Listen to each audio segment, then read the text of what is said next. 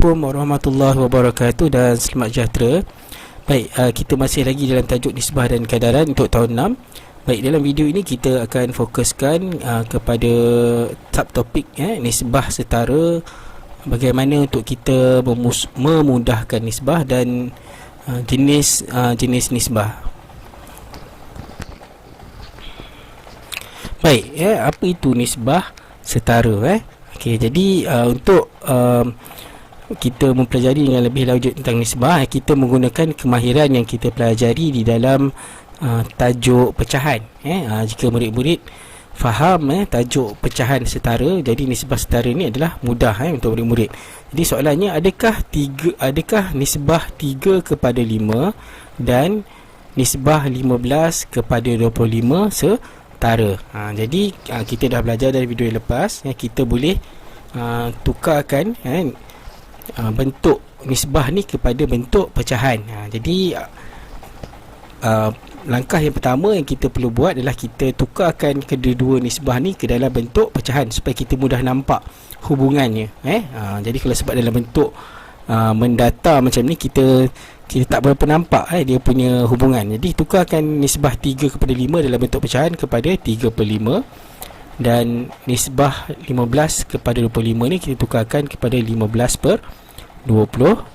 Jadi sekarang ni murid-murid dah boleh nampak dah yang bahagian pengangka tu dia sama, itulah hubungannya. Pengangka mesti ada hubungan dengan pengangka, dan penyebut mesti ada hubungan dengan penyebut. Dengan cara macam ni kita lebih mudah, kita lebih nampak. Jadi dalam pecahan, macam mana kita nak tukarkan ataupun kita nak jadikan satu pecahan tu pecahan termudah ataupun pecahan setara. Kita hanya boleh menggunakan operasi darab. Kalau nak jadikan lebih besar, kita gunakan operasi darab. Kalau nak jadikan lebih kecil, kita gunakan operasi bahagi. Okey, jadi 3 darab berapa dapat 15? Okey, 3 darab dengan 5. Okey, ingat apa yang berlaku di atas mesti berlaku juga di bawah. Okey, jadi kalau 3 darab 5 dapat 15 tak? Okey, dapat. Okey, jadi 5 darab 5 kita cuba, dapat tak 25? Ya, betul. 5 darab 5 pun jawapannya 25. Jadi kedua-dua nisbah adalah setara. Okey, mudah je kan? Okey, baik, kita tengok soalan yang seterusnya. Adakah nisbah 2 kepada 7 dan nisbah 10 kepada 14 setara? Okey, gunakan cara yang sama, tukarkan nisbah kepada bentuk pecahan. Nisbah 2 kepada 7 kita jadikan 2/7, dan nisbah 10 kepada 14 kita jadikan 10/14. Okey, sama juga kita akan gunakan operasi darab, sebab daripada 2/7 kita 2 tu pengangka tu nak jadikan 10. Kita 2 darab berapa dapat 10? 2 darab 5. Okey, 2 darab 5 10. Okey, ingat jika pengangka ataupun bahagian atas darab dengan 5, bawah pun mesti darab dengan 5. Okey, 7 darab 5. 7 darab dengan 5 35, tak sama dengan 14. Okey, jadi kedua-dua nisbah tidak setara. Okey, cikgu harap murid boleh faham. Okey, seterusnya memudahkan nisbah. Okey, ini pun sama juga.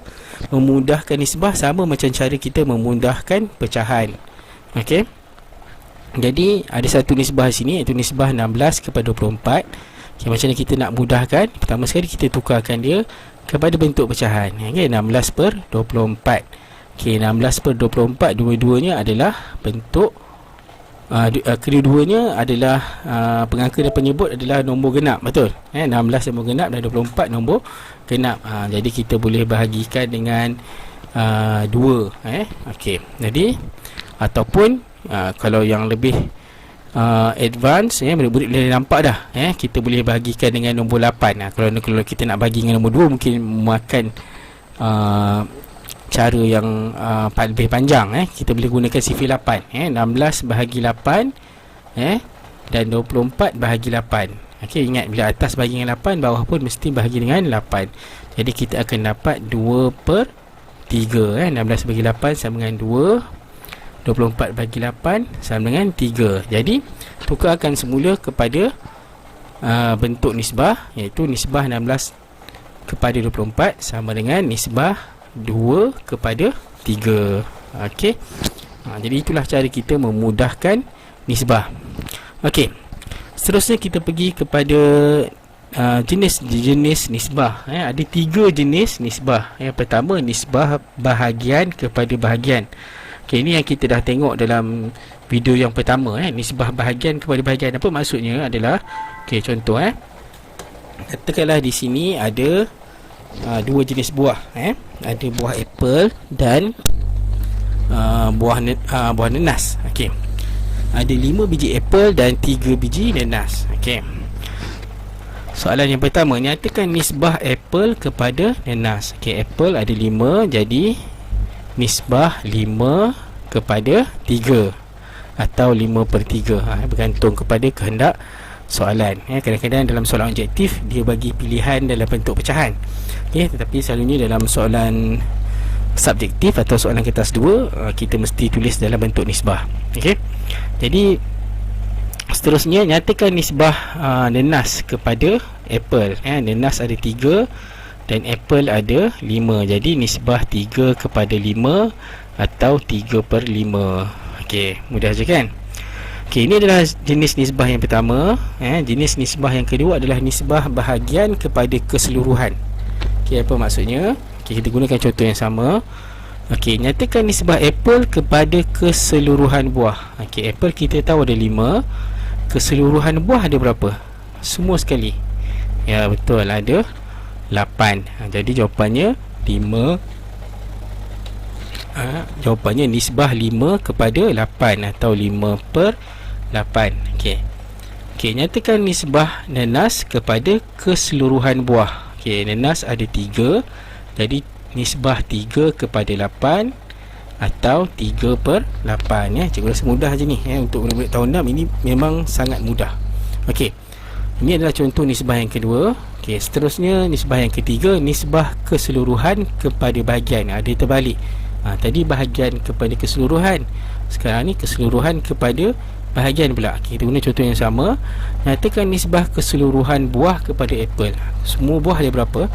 Semua buah ada 8, apple ada 5. Jadi nisbahnya 8 kepada 5. Okey. Seterusnya B atau 8/5. Kita boleh tulis dalam bentuk pecahan.